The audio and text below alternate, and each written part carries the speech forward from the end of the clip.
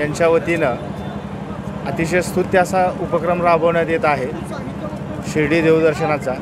सर्व शिर्डी देवदर्शनाकरता जाणारे भक्त आहेत त्यांच्या प्रवासांकरता कुरार पोलीस स्टेशनच्या वतीने शुभेच्छा देत आहोत आणि सर्वांचा प्रवास सुखाचा हो। आणि आयोजकांनी प्रत्येक वेळेस मला नेहमी काही ना काही ते कार्यक्रमाला मदत करत असतात आणि माझ्या प्रत्येक कार्यक्रमाला ते सहभागी असतात आणि ह्यावेळेस काही कारणास्तव ते येऊ शकले नाहीत।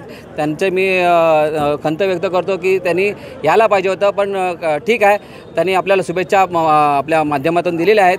आणि हा गेल्या अनेक वर्षापासून हा कुरार विलेजमध्ये आपण जो उपक्रम राबवतो हा गोरगरिबांसाठी असतो। हा जो एक आईवडिलांचा कार्यक्रम आहे, म्हणजे आपले कौटुंबिक कार्यक्रम आहे।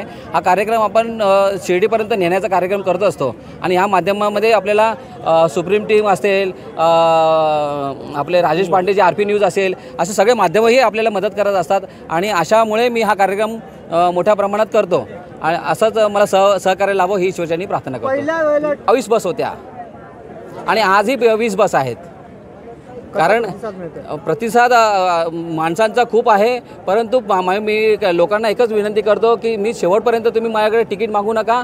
जो आम्ही 1.5 महिना अगोदर काम करतो त्या 1.5 महिन्यामध्ये तुम्ही ते सहकार्य करा, जेणेकरून 25 ते 50 ते 100 बस भरायला पण तयार शेवटच्या क्षणी आपल्याकडे तिकीट नसतात।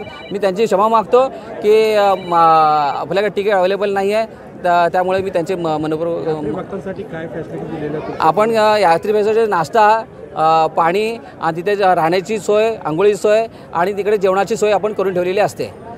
भक्त निवास आहे आपलं, साई पालखी निवारा। आपल्याला नेहमी भाई ठाकूर आपल्याला सहकार्य करत असतात। तिचा प्रवास कधीला सायंकाळी होणार आहे।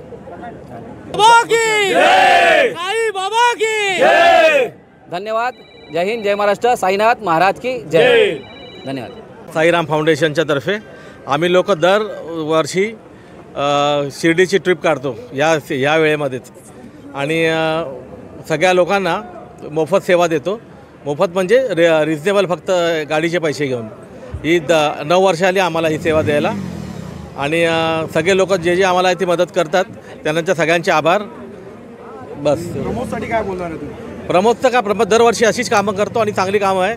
आता आजकाल प्रमोद लाईव्ह पण करायला लागला सगळीकडनं, सगळीकडे लोकांची समस्या दूर करायला लागला। पाण्याचा प्रॉब्लेम असो, गटारचा प्रॉब्लेम असो, सगळीकडे प्रमोदचं लक्ष आहे।